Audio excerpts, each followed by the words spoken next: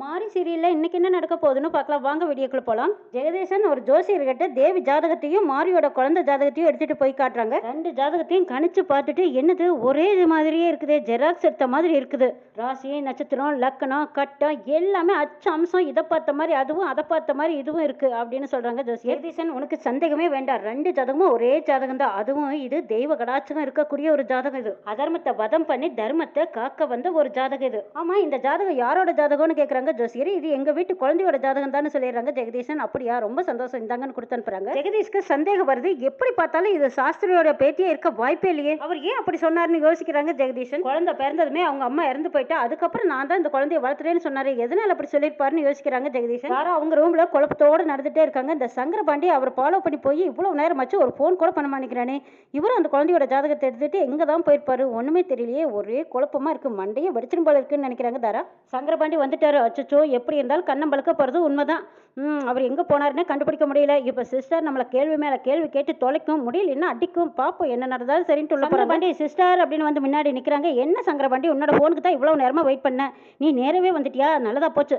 ஆமா, உன் மாமா அந்த ஜாதகத்தை எடுத்துக்கிட்டு எங்க தான் போனாரு, நீ பின்னாடியே போய் பாத்தியான்னு கேக்குறாங்க. அட என்ன, நான் பாட்டு கேட்டுட்டே இருக்கிறேன், நீ பாட்டுக்கு சைலண்டா இருந்தா என்ன அர்த்தம், எங்க தான் போனாரு சொல்லுன்னு கேக்குறாங்க தாரா. தெரியலையே சிஸ்டர், உன் மாமா யாரை போய் மீட் பண்ணாருன்னு உனக்கு தெரியலையான்னு கேட்குறாங்க. ஐயோ அது இல்லை சிஸ்டர், போய்கிட்டு இருக்கும்போதே கார் எந்த பக்கம் போச்சுன்னே தெரியல சிஸ்டருங்கிறாங்க. காருக்கு பின்னாடியே தான் போயிட்டு இருந்தா, ஆனால் கண்ணில் மண்ணை தூவி விட்டு போட்டு எந்த பக்கம் போனார்னே தெரியல சிஸ்டர். நானும் பின்னாடியே போக வரைக்கும் முடிஞ்ச வரைக்கும் போய் பார்த்தேன், ஆனால் எந்த வழியாக போச்சுன்னே தெரியாமல் வந்துட்டேன் சிஸ்டருங்கிறாங்க. முட்டாள் முட்டாள் முட்டாள், நீங்கள் எல்லாம் ஒரு வேலைக்கு லாய்க்கு இல்லாதவ, வாய் மட்டும் காது வரைக்கும் நிறுதலை, எந்த வேலைக்காவது நீ ஆகுறியா, உனக்கு அறிவும் இல்லை மண்ணும் இல்லை, எந்த வேலைக்குமே ஆக மாட்டேன், என் கண்ணு முன்னாடி நிற்காத, முதல்ல இங்கிருந்து போயிடு அப்படின்னு திட்டி தீக்குறாங்க தாரா. அப்பப்பா நல்ல வேலை, கண்ணம் பழுக்காம தப்பிச்சுக்கிட்டதுன்னு விட்டதே போதுமடா சாமின்னு சங்கரபாண்டி அங்கிருந்து ஓடிடுறாங்க. தாராவுக்கு ஒரே குழப்பம், மண்டியே வெடிச்சிடும் போல இருக்கு, யாரை பார்க்க போயிருக்காருன்னே தெரியலையே, இவன் அனுப்பிச்சு இப்படி ஆயிப்போச்சேன்னு நினச்சிட்டு இருக்கிறாங்க. இங்கே ஜெகதீசன் சரி ஜாஸ்திரி கிட்ட விசாரிச்சு பார்த்தா என்ன, அவர் வேற ஊருக்கு போயிட்டாரு, அவர் எங்கே தான் போயிருக்காருன்னு தெரிஞ்சுக்கலாமா அப்படின்னு தெரிஞ்சுக்கிறதுக்கு ஃபோன் அடிக்கிறாங்க. சூர்யாவுக்கு ஃபோன் பண்ணி சாஸ்திரியோட நம்பர் வேணும்னு கேட்குறாங்க. சூர்யாவும் தரேன்னு சொல்லி ஃபோன் நம்பர் கொடுக்குறாங்க. சூர்யாவும் மாறியும் என்ன விஷயம் தெரியல, சாஸ்திரியோட நம்பர் கேட்டாங்க, மெசேஜ் பண்ணிட்டேங்கிறாங்க. அப்படியா, சரி என்ன விஷயம் தெரியல, சரி வந்தா கேட்டுக்கலாம் அப்படிங்கிறாங்க. குழந்தைய பார்த்து ரெண்டு பேரும் கொஞ்சிட்டு இருக்காங்க. ஜெகதீசன் சாஸ்திரிக்கு ஃபோன் பண்றாங்க. நீங்க யாருன்னு எனக்கு தெரியலையேன்னு சொல்றாங்க சாஸ்திரி. நான் சூர்யாவோட அப்பா, மாரியோட மாமனாருங்கிறாங்க. ஓ அப்படியா, என்ன மன்னிச்சிருங்க ஜெகதீசன், உங்க பேர் எனக்கு சரியா ஞாபகத்தில் இல்லை, அதனால தான் நான் அப்படி கேட்டேங்கிறாங்க. பரவாயில்ல விடுங்க. ஆமா, நீங்க எந்த ஊர்ல இருக்கிறீங்க சாஸ்திரின்னு கேட்குறாங்க. நான் சொந்த ஊர்ல ஏற்காட்டில் தான் இருக்கேங்கிறாங்க. அப்படியா, நான் உங்களை உடனே வந்து பார்க்கணுமேங்கிறாங்க ஜெகதீசன். இன்னும் 2 நாளையில நான் அங்கே வந்துடுவேன், அப்போ பார்த்துக்கலாமேன்னு சொல்றாங்க சாஸ்திரி. நான் உங்களை நேரில் பார்த்தா பேசணுங்கிறாங்க. அட என்ன விஷயமா இருந்தா என்ன, ஃபோன்லயே பேசிக்கலாமே, அதனால என்ன நீங்க ஏன் சிரமப்படுறீங்கன்னு கேட்குறாங்க சாஸ்திரி. இல்லை இது நேரில் பேச வேண்டிய விஷயம், அதனால உங்களை பார்த்து நேரில் தான் பேசணுங்கிறாங்க. சரி வாங்கன்னு கூப்பிடுறாங்க சாஸ்திரி. சாஸ்திரிக்கு ஒரே குழப்பமா இருக்கு, எதுக்காக என்ன பார்க்க வர்றாரு, சரி வரட்டும் பார்த்துக்கலான்னு இருக்காங்க. சூர்யா மாறி அரவிந்த் ஹாசினி எல்லாரும் டீ சாப்பிட்டு இருக்காங்க. அங்கே தாரா ஜாதகத்தை எடுத்துட்டு வராங்க. ஸ்ரீஜாவை கூப்பிடுறாங்க, ஹாசினியை கூப்பிடுறாங்க. இந்தா இது உன்னோட குழந்தை ஜாதகம், ஸ்ரீஜா நீ இங்க வா, இது உன்னோட குழந்தை ஜாதகம்னு 2 பேர்த்து கையிலையும் கொடுக்குறாங்க. ஹாசினி கொண்டு போனதும் அரவிந்த் கையில கொடுக்குறாங்க. பாத்தியா எப்படி கொண்டு போய் கொடுத்ததும் பேச்சு மாறாம கொடுத்துட்டு வரா பாரு அப்படிங்கிறாங்க சங்கரபாண்டி. அரவிந்த் ஜாதகத்தை புரட்டி பார்த்துட்டு இருக்காங்க. என்ன தெரியும் இவ இப்படி புரட்டி பார்த்துட்டு இருக்கான் அப்படின்னு சங்கரபாண்டி கேட்குறாங்க. பார்க்கட்டுமேடா, நீ கொஞ்சம் பேசாம அமைதியா இருங்கிறாங்க. ஸ்ரீஜா இந்தா இது காளியம்மாவோட ஜாதகம்னு சொல்லி கொடுக்குறாங்க. நல்லா புரட்டி பாருங்கிறாங்க சங்கரபாண்டி. முறைக்கிறாங்க ஸ்ரீஜா. இன்னைக்கு காலையில் தான் குழந்தைகளோட ஜாதகத்தை ஜோசியர் கொண்டு வந்து கொடுத்துட்டு போனாங்கன்னு சொல்றாங்க. ஆமா, என்னோட குழந்தையோட ஜாதகத்தை கொடுக்கலையா, அவங்க 2 பேர்த்தோட ஜாதகம் தான் கொடுத்தாங்களான்னு மாறி கேட்குறாங்க. சூர்யா நான் கேட்காம இருப்பேனா, அந்த குழந்தையோட ஜாதகத்தை இன்னும் 2-3 நாள் கழிச்சு கணிச்சு கொண்டு வந்து தரேன்னு சொல்லிட்டு போயிருக்காங்கன்னு சொல்றாங்க மாதிரி. இன்னும் 2 நாளையில அந்த ஜாதகத்தை கொண்டு வந்து கொடுக்கலைன்னா நானே வீட்டுக்கு போய் அந்த ஜாதகத்தை வாங்கிட்டு வந்து கொடுத்துட்றேங்கிறாங்க சங்கரபாண்டி. ஸ்ரீஜான்னுக்கிட்டு வராங்க. யாருன்னு பார்த்தா குழந்தைய கொடுத்து அவங்க அம்மாவும் அப்பாவும் வராங்க. அவங்க கூட அவங்க பெரியப்பாவையும் கூட்டிட்டு வந்திருக்காங்க. ஸ்ரீஜா எங்க பெரியப்பா சிங்கப்பூர்ல இருந்து வந்திருக்காங்க, குழந்தைய பாக்குறேன்னு சொன்னாங்க, அதான் கூட்டிட்டு வந்தேன்னு சொல்றாங்க அந்த குழந்தையோட அம்மா. ஸ்ரீஜாவுக்கு அப்படியே தூக்கி வாரி போடுது, என்னடா பதில் சொல்லி அனுப்புறது ஒன்றும் புரியலையே, இப்ப தாரா வேற முறைக்கிறாங்களேன்னு பாக்குறாங்க. அச்சோ டென்ஷன் ஆரம்பிச்சிருச்சா, பாவம் ஸ்ரீஜா எப்படி சமாளிக்க போறாளோ தெரியலையே அப்படின்னு பார்த்துட்டு இருக்காங்க சங்கரபாண்டி. தாராவுக்கு கோவம் வந்துடுது. என்னம்மா நீ சும்மா எங்க வீட்டு குழந்தைய பார்க்க வரேன்னு வந்துட்டே இருக்க, அதுவும் உங்க பெரியப்பா எதுக்காக எங்க வீட்டு குழந்தைய பார்க்கணும்னு கேட்குறாங்க. ஸ்ரீஜா தாரா கிட்ட சொல்றாங்க, அவளுக்கு என் குழந்தை மேல ரொம்ப பாசம் அதிகம், அவ பெரியப்பா கிட்டையும் அந்த குழந்தைய பத்தி சொல்லியிருப்பா, அதை கேட்டு தான் அவரும் குழந்தைய பார்க்கலான்னு ஆசையா வந்திருப்பார் போல இருக்கு, அதனால தான் அவளும் கூட்டிட்டு வந்திருப்பா, ஏண்டி அப்படித்தானே அப்படின்னு கேட்குறாங்க. அந்த பொண்ணு ஆமாமான்னு சமாளிக்கிறாங்க. தாரா முறைக்கிறாங்க. அத்தை ஆசையா குழந்தைய பார்க்கலான்னு அவங்க பெரியப்பாவையும் கூட்டிட்டு வந்துட்டா, ஒரு தடவை பார்த்துட்டு போகட்டுமே அப்படின்னு ஸ்ரீஜா கேட்குறாங்க. சரி பார்த்துட்டு போகட்டும் போ அப்படின்னு சொல்லிடுறாங்க தாரா. ஸ்ரீஜா அவங்களை கூட்டிட்டு வந்து கோவம் தாங்க முடியல, கதவை பட்டாருன்னு நடிக்கிறாங்க. இந்த பக்கமா குழந்தையோட அம்மா குழந்தைய பார்த்ததும் தங்கோ கண்ணுன்னு கொஞ்சிட்டு இருக்காங்க. அப்பாவை பாருங்க தாத்தாவை பாருங்கன்னு சொல்லி கொஞ்சிட்டு இருக்கிறாங்க. என்னங்க இப்படி எல்லாம் பண்ணிட்டு இருக்கிறீங்க, எங்க அத்தை வந்துட போறாங்கன்னு சொல்றாங்க ஸ்ரீஜா. என்னங்க இப்படியெல்லாம் பேசுறீங்க? பெரியப்பா குழந்தைய பார்க்கணும்னு ஆசைப்பட்டாரு. அதனால கூட்டிட்டு வந்திருக்கோம். நீங்க என்ன இப்படி பேசுறீங்கன்னு கேட்குறாங்க குழந்தையோட அப்பா. ஏங்க நீங்க தான் குழந்தைய என்கிட்ட வித்துட்டீங்கல்ல, அப்புறம் என்னங்க சென்டிமெண்ட் பாசமெல்லாம்? சரி சரி பார்த்துட்டீங்கல்ல, சீக்கிரமா கிளம்புங்க. அத்தைக்கு டவுட் வந்துற போதுன்னு சொல்லிட்டு ஸ்ரீஜா வெளியில ஓடி வந்து பார்க்குறாங்க. தாரா மாடி ஏறி வந்துட்டு இருக்காங்க. ஸ்ரீஜா ஓடி வந்ததும், ஐயோ எங்க அத்தை வந்துட்டு இருக்காங்க, சென்டிமெண்ட்டா காட்டி எப்படியாவது எங்க அத்தை கிட்ட என்னை காட்டி கொடுத்துறாதீங்க, சீக்கிரமா போங்க அப்படிங்கிறாங்க. மாத்தி மாத்தி ஆள் மாத்தி ஆள் குழந்தைய கொஞ்சிட்டு இருக்காங்க. அப்ப ஸ்ரீஜா ச்சே இவங்க எப்பதான் போவாங்களோன்னு நினைச்சிட்டு இருக்கும்போது கரெக்டா தாரா வந்துடுறாங்க. அவங்களும் காதார கேட்டுட்டு இருக்காங்க. ஏ ஸ்ரீஜா கொஞ்சம் இங்க வா, உன்கிட்ட கொஞ்சம் தனியா பேசணும்னு கூட்டிட்டு போறாங்க. அத்தை சொல்லுங்க தேன்னு போய் நிக்கிறாங்க. உன் ஃப்ரெண்ட் என்ன இப்படி பண்ணிட்டு இருக்கா? அன்னைக்கு என்னமோ குழந்தைய பாக்குறேன்னு வந்தா, சரி பார்த்தா சரி போயிட்டா. அப்புறமா திரும்ப திரும்ப இங்க எதுக்காக வந்துட்டு இருக்கா? இப்ப என்னடானா சொந்தக்காரங்களை கூட்டிட்டு வந்து காட்டிட்டு இருக்கா. நம்ம வீட்டு குழந்தைய அவ சொந்தக்காரங்களை கூட்டிட்டு வந்து எதுக்காக காட்டிட்டு இருக்கா? அத்தை என் ஃப்ரெண்டுக்கு குழந்தை இல்ல, அவ கர்ப்பம்னு சொல்லி எல்லாத்தையும் நம்ப வச்சு ஏமாத்திருக்கா. வெளியூர்ல போய் இருந்துட்டு அதுக்கப்புறமா குழந்தை பிறந்துருச்சு, அவ நல்லா இருக்கா அப்படின்னு எல்லாத்தையும் நம்ப வச்சு பொய் சொல்லிட்டு இருக்காத்தேங்கிறாங்க. சிங்கப்பூர்ல இருந்து வந்தவங்க கிட்ட என் குழந்தைய அவ குழந்தைன்னு தெரியாம சொல்லிட்டு யாராவும் ஸ்ரீஜா சொன்னதை நம்புறாங்க. இப்படி எல்லாமா ஒரு பொண்ணு பொய் சொல்லியிருப்பா, அதுவும் கர்ப்பம்னு வேற சொல்லியிருக்கா. பெரிய துரோகி இருப்ப போல இருக்குதே. அவளை எல்லாம் நம்பவே கூடாது. அவ காத்து கூட இந்த பக்கம் வீசக்கூடாது. நான் மட்டும் அவளுக்கு மாமியாரா இருந்து என்கிட்ட இப்படி ஒரு பொய் சொல்லியிருந்தானா அவளை வெட்டி கூறு போட்டிருப்பேன்னு சொல்றாங்க தாரா. எஸ் ஸ்ரீஜா இந்த மாதிரி ஃப்ரெண்ட் எல்லாம் உனக்கு தேவைதானா? அவள் ஃப்ரெண்ட்ஷிப்பை முதல்ல கட் பண்ணு, அவளை முதல்ல வீட்டை விட்டு வெளியே போக சொல்லு. அத்தை நான் இப்போவே சிஸ்டர் சொல்லி வெளியில் அனுப்பிடுறதேங்கிறாங்க ஸ்ரீஜா. சரி போய் சொல்லுப்போ அப்படின்ட்டு போகிறாங்க. படா அத்தையே ஒரு வழியை சமாளிச்சு அனுப்பிச்சாச்சு. நான் சொன்னதையெல்லாம் நம்பிட்டாங்க. ஸ்ரீஜா சரியான கோத்தோட வர்றாங்க. பார்க்கும்போது மாறி நிற்கிறாங்க. அச்சோ இவ வேற நான் பேசுனதையெல்லாம் கேட்டிருப்ப போல இருக்குது, என்ன சொல்ல போறாலோ தெரியலையேன்னு பார்த்துட்டு இருக்காங்க. மாறியும் அதே மாதிரி ஸ்ரீஜா நீ பண்ணுறதெல்லாம் பெரிய தப்புங்கிறாங்க. பெத்த தாயும் குழந்தையும் பிரிக்கிறது மகா பாவம், இந்த மாதிரி தப்பு செய்யாதுங்கிறாங்க.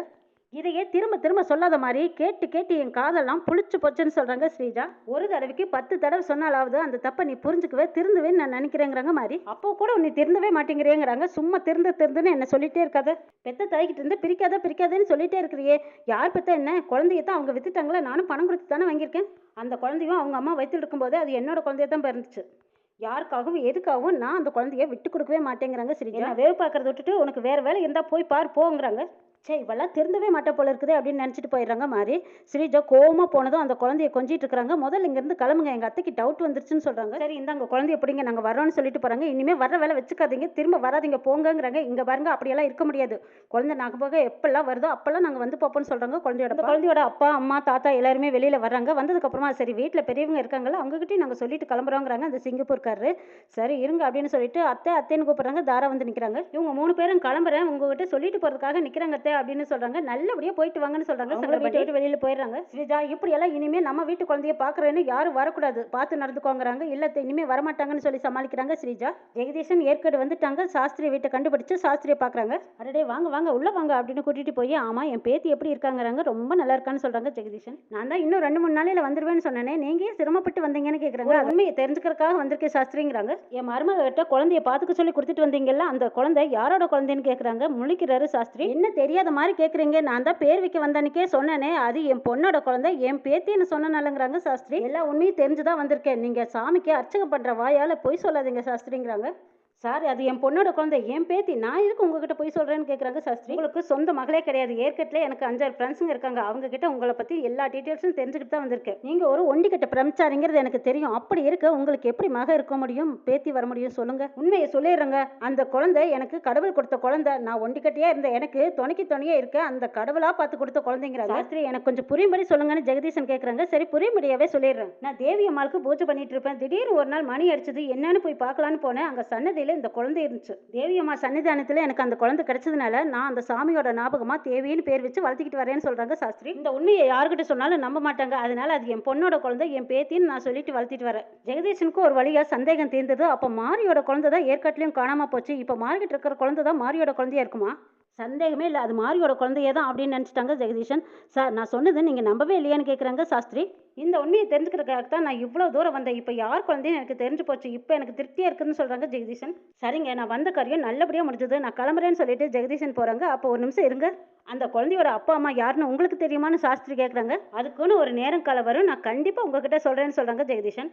என்ன சார் ஏன் அப்படி பார்க்குறீங்கன்னு கேட்குறாங்க சாஸ்திரி. இல்லை இந்த குழந்தை பற்றின விஷயத்தை நீங்கள் யாருக்கிட்டையும் எதுக்காகவும் சொல்ல மாட்டேன்னு எனக்கு சத்தியம் பண்ணி கொடுங்கன்னு கேட்குறாங்க ஜெகதீஷ். நான் ஒன்றும் உங்கள் மேலே நம்பிக்கை இல்லாமலாம் கேட்கல, குழந்தையோட பாதுகாப்புக்கு தான் கேட்குறேன்னு சொல்கிறாங்க. இதை கேட்டதும் சாஸ்திரிக்கு புரிஞ்சிருச்சு, அந்த தேவி குழந்தைக்கு இப்போவே எவ்வளோ பெரிய ஆபத்து இருக்குது, நீங்கள் கேட்குறதுல எந்த ஒரு தப்புமே இல்லைன்னு நினச்சி பார்த்த சாஸ்திரி கண்டிப்பாக சொல்கிறேன் சார். நான் இந்த விஷயத்த உங்ககிட்ட சொன்னதை வேறு யாருக்கிட்டையுமே சொல்ல மாட்டேன். என்னை நீங்கள் நம்பலான்னு சொல்லி சத்தியம் பண்ணி கொடுக்குறாங்க சாஸ்திரி. ஜெகதீஷ்னால இதை நம்பவே முடியல. காருக்கு பக்கமாக வர்றாங்க. அம்மா தாயே, உன்னோட திருவிளையாடல் தான். இப்போ மாறிக்கிட்டே இருக்கிற குழந்தை அவள் 10 மாதம் சுமந்து பெற்ற குழந்தை. அது சூர்யாவோட குழந்தை, என்னோட பேத்தி. இது ரொம்ப மனசுக்கு சந்தோஷமா இருக்கு. இது உடனே சூர்யாக்கிட்டையும் மாறிக்கிட்டையும் சொல்லணும்னு ஃபோன் பண்ணுறாங்க. ஜெகதீசன் மாறிக்கு ஃபோன் பண்ணுறாங்க. சிக்னல் கிடைக்காம 2 பேர்த்தோட பேச்சும் ஒருத்தருக்கு ஒருத்தர் கேட்காம போயிடுது. சரி, நான் வீட்டுக்கு வந்து பேசிக்கிறேன்னு ஃபோனை கட் பண்ணுறாங்க ஜெகதீசன். மாரியும் சூர்யாவும் ஆன மேலே அம்பாரி போட்டு குழந்தைகிட்ட விளையாடிட்டு இருக்காங்க. தாரா, சங்கரபாண்டி, சிரிஜா இவங்க எல்லாருமே பார்த்து வெந்து வெடிச்சு நிற்கிறாங்க. மாரி, நீ பாட்டு தான் ரொம்ப நல்லா பாடுவியல்ல, குழந்தையும் பாட்டை ரசிச்சு கேட்பா, நீ பாடுன்னு சொல்கிறாங்க. மாரியும் பாட சொல்லி ஹாசினியும் கேட்குறாங்க. சொல்லி மாரியும் குழந்தைக்காக பாட்டு பாடிட்டு இருக்காங்க. ஜெகதீசன் வீட்டுக்கு வராங்க. குழந்தைய தொட்டிலில் படுக்க வச்சிருக்காங்க. அதை பார்த்ததும் ஜெகதீசன் தேவியோட ஃபோட்டோவை பார்க்குறாங்க. தேவி, நீ சொன்ன மாதிரியே, அதுவும் சூரிய கனவுல வந்து சொன்ன மாதிரியே நீ இந்த வீட்டுக்கு குழந்தையா வந்து பிறந்துட்ட. நீ உயிரோடு இல்லையேன்னு நான் ரொம்ப வேதனைப்பட்டேன். இப்போ நீ உயிரோடு தான் இருக்கேன்னு இப்போ ரொம்ப ரொம்ப சந்தோஷப்படுறேன். சித்தர் சாமி சொன்ன வாக்கு பழிச்சிடுச்சு தேவி. இந்த சந்தோஷமான விஷயத்த சூர்யாக்கிட்டையும் மாறிக்கிட்டையும் சொல்லணும்னு எல்லாத்தையும் கூப்பிடுறாங்க. ஜெகதீசனுக்கும் சொல்ல வாய் எடுக்க முடியல, அழுகுறாங்க. இதை பார்த்த மாறி, என்ன மாமா ஏன் அழுதுருக்கீங்க, என்ன இவ்வளோ விமர்சனம் இருக்கீங்க, என்ன காரணம் சொல்லுங்கப்பான்னு கேட்குறாங்க சூர்யா. சூர்யா, உங்க அம்மா சொன்ன வார்த்தையை காப்பாத்திட்டப்பா. என்ன மாமா ஏன் தடுமாறுறீங்க சொல்லுங்க அப்படின்னு கேட்குறாங்க. ஜெகதீசன் சொல்ல வர நேரம் பார்த்து திரும்பி பார்க்குறாங்க. அங்கே தாராவும் சங்கரவண்டியும் வரதை பார்த்துட்டு அந்த உண்மையான விஷயத்தை மறைச்சு வச்சுக்கிறாங்க. தாராவை பார்த்ததுமே இந்த விஷயத்தை இப்போ யாருக்கிட்டையுமே சொல்ல வேண்டாம், நம்ம மனசோடு இருக்கட்டும்னு நினச்சிக்கிறாங்க ஜெகதீசன். ஆள்மாட்டியால் ஜெகதீசனை கேட்குறாங்க. அதெல்லாம் ஒன்றும் இல்லைம்மான்னு சமாளிக்கிறாங்க. அவங்களும் அறியாமல் கண்ணில் தண்ணி போகுது. இதுக்கு ஏன் மாமா அழுகுறீங்கன்னு கேட்குறாங்க. என்னையும் அறியாமல் கண்ணீர் வந்துருச்சுன்னு சொல்லி சமாளிக்கிறாங்க. மாமா, அத்தையை பற்றி ஏதாவது தகவல் தெரிஞ்சிருக்கும், அதை சொல்கிறதுக்கு தான் கூப்பிட்டீங்களோன்னு நானும் ஆசைப்பட்டு வந்து நின்னேன்னு சொல்கிறாங்க மாறி. ஆமாம் மாறி, உன் குழந்தை உங்ககிட்டயே தான் இருக்குது. இந்த விஷயத்தை, இந்த உண்மையை சொல்கிறதுக்காக தான் நான் எல்லாத்தையும் கூப்பிட்டேன். ஆனால் அதுக்குன்னு ஒரு நேரம் வரட்டும், அப்போ எல்லாரும் முன்னாடியே சொல்லிக்கிறேன்னு நினைக்கிறாங்க ஜெகதீசன். தாராவும், ஆமாங்க, மாரிய சூர்யாவையும் நீங்கள் கூப்பிட்ட சத்தத்தில் தான் நான் ஏதோ முக்கியமான விஷயமா இருக்குமான்னு வந்துட்டேன்னு சொல்லிட்டு மறுபடியும் அவங்க ரூமுக்கு போயிடுறாங்க. தாரா, 95% இந்த குழந்தை தான் மாரியோட குழந்தை. ஆனால் நிரூபிக்கிறதுக்கான நேரம் இது இல்லைன்னு நினைக்கிறாங்க. டே பாண்டி, அந்த ஆளோட மொழியே சரியில்லடா. சூர்யாக்கிட்டையும் மாறிக்கிட்டையும் ஏதோ சொல்ல வந்தாரு, என்னை பார்த்ததும் அப்படியே நிறுத்திட்டாரு பாத்தியாங்கிறாங்க. ஆமா சிஸ்டர், நானும் தான் பார்த்தேங்கிறாங்க சங்கரபாண்டி. என்னவா இருக்கும்னு தாரா யோசிக்கிறாங்க. என்னவா இருக்கும்னு அவங்க கண்டுபிடிப்பாங்களா, இல்லை ஜெகதீசன் எல்லாத்துக்கிட்டையும் உண்மையை சொல்லி சந்தோஷப்படுவாங்களாங்கிறது வர எபிசோட பார்க்கலாம்.